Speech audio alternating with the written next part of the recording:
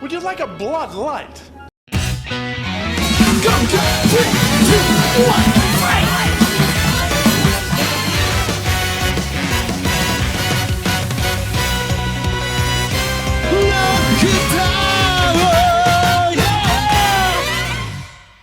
We are up for the second episode of Boom Violet Sakito's introduction, which overall took a turn that I did not really expect by the end of things, as the team goes from reluctant to eventual acceptance, as the preview for next week starts indicating that, well, he's officially fully joining the team. But before getting into things that will literally start going on in like 5 hours, let's take a look at how this week's BoonBoomger actually went. While totally not at the same bar that the Hashirians were chilling at in episode 5, everyone's pretty suave as Gemba makes the drinks. What's the occasion? Well, there is none. Taya just owns the place. So why did Joe even bother getting dressed up? Like, there's nothing to celebrate, you're just at a bar. Well, I guess Taya forgot to put the close sign, or business ain't really booming, since Sakito walks right on in, upping those stakes. But it's BoonD that actually wants some of that boom boom, while Sakito is busy ordering him a round of chaos. So what exactly is the story between Bundrio and Diesel here? Well, it looks like they were teammates, and the name of the team was the BoonBoomgers.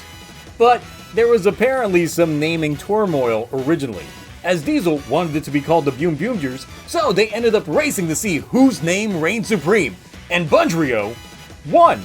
And that was the one and only time. And that's it. No more races. On the Hashirian side of things, they out here working on them games. But Yadukar gets modded in his sleep without consent. Just like some Orochimaru shit for Cannonboard to pull. But that's all for the gas that they've been lacking in collecting. So they create their own Gym Gruma. Just in time for Yasunobu and other guy to show on up, which is the perfect time for me to promote my new not sponsor. Take it away, Phil. Hi, Phil Swift here for Flex. Yes! To show you the power of Flex, I sawed this boat in half and repaired it with only Flex.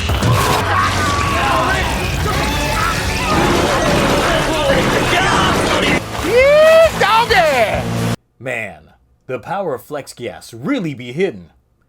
You think stylishly dressed BoonBoomgers can prevent the flex on them? Nah, but they holding their own. Gemba even out here showing them how to never skip leg day. See here, people, this is exactly what you want. Right here in front of us. I gotta say, it ain't tight, it ain't right. Though while all this happens, Ty is still out talking to Mr. Chaos, who's wondering why they even stick with the dump like Earth and bother with the Hashirians. Well, because Taya and the others want to throw hands. It's that simple. So how about we throw more chaos into the mix? Well, outside of Taya trying to help out others, Sakito is out here providing a free trial offer of his services. I mean, he's got funds to buy bars and a dump, so why not hire someone that can do some cleaning? Taking Hashirians to the knees, followed by the arrow. Missed the arrow to the knee talk, but no matter, those weights, arrowed. And that groomer, beads. Oh yeah, here we go with the hell? Where did Rainbow Road go? It's gone. It's gone! They took my job! They took your job! Oh, I know, Z.O., what's been going on here. Your little Clifford behind been out here complaining about Rainbow Road since day zero. You know what? Why don't you just take it up with John Toei himself? You know, you might be right for once. Not always are you a dunce.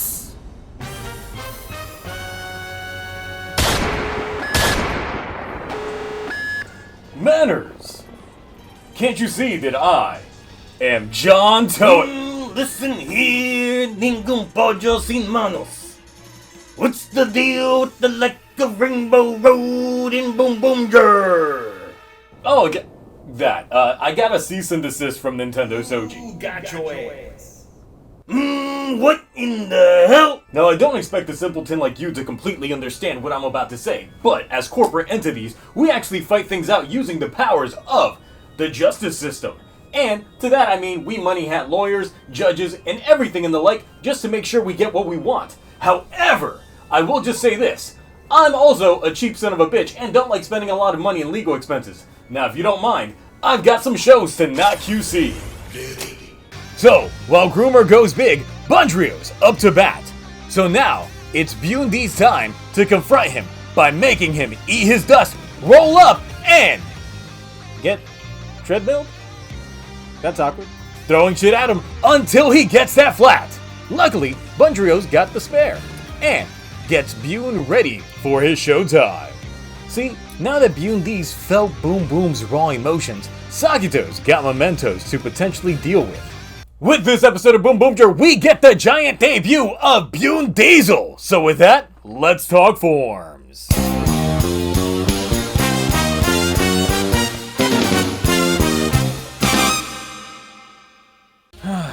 I gotta say, the transformation of just driving his feet is a bit underwhelming. More so, once you get to the actual disappointment of the toy itself and the lack of articulation.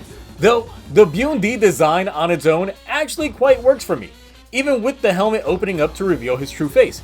Everything else is just a bit lackluster. Reading time!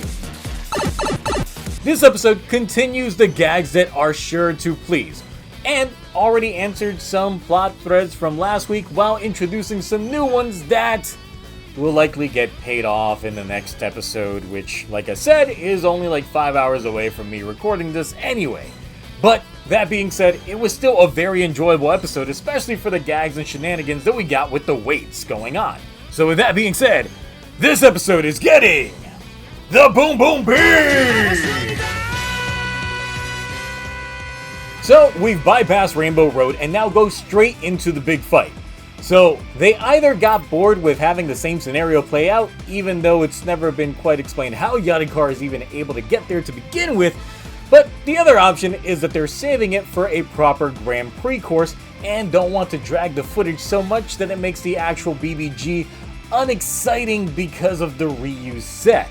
And while thinking about it, Boon Diesel also has the capability of going into the pocket dimension, so it's either something that's unique to Bundrio's people, his tech specifically, or the Grand Prix.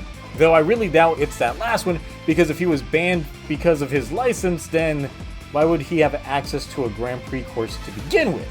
But this would also imply that Yadukar specifically might have some background with Bundrio as well. We just don't know it yet.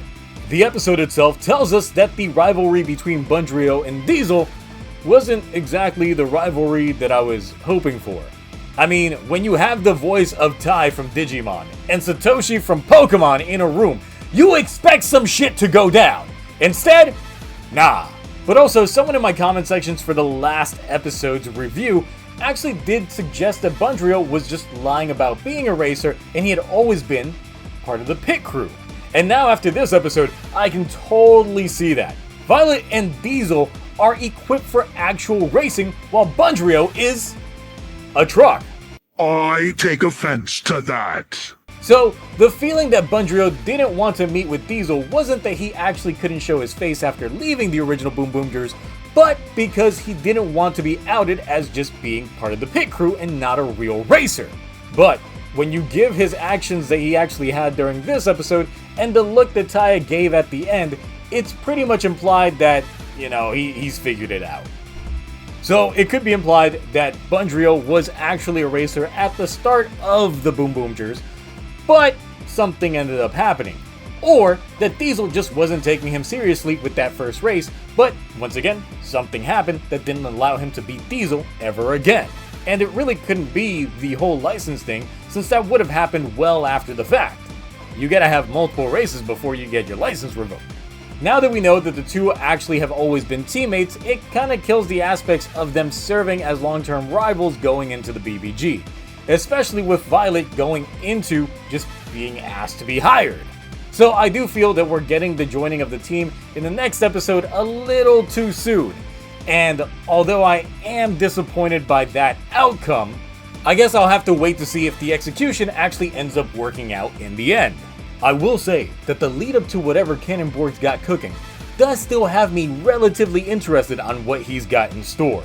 Especially after Boom Violet just straight up goes against whatever he's got going on, even though in the end it's still benefiting him.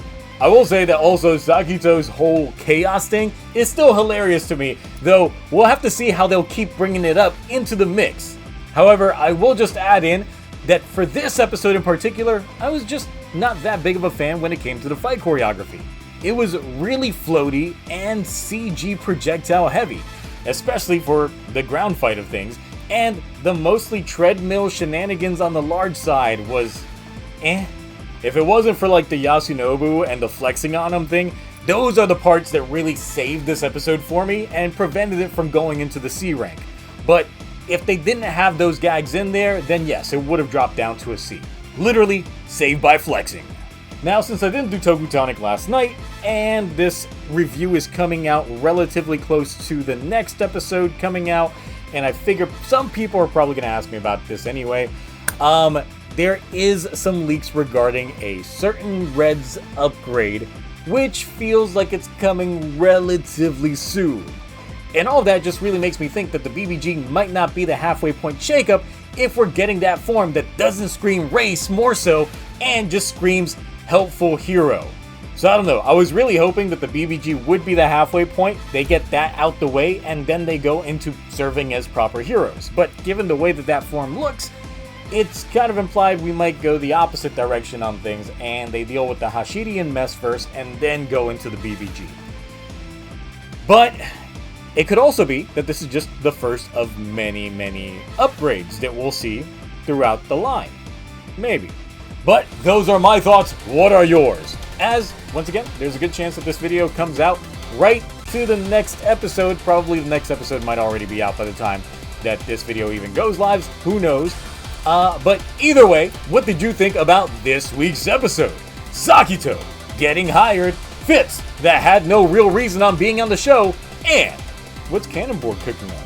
Anyway, that's it for me. If work doesn't get to me, then I'll catch you real boom.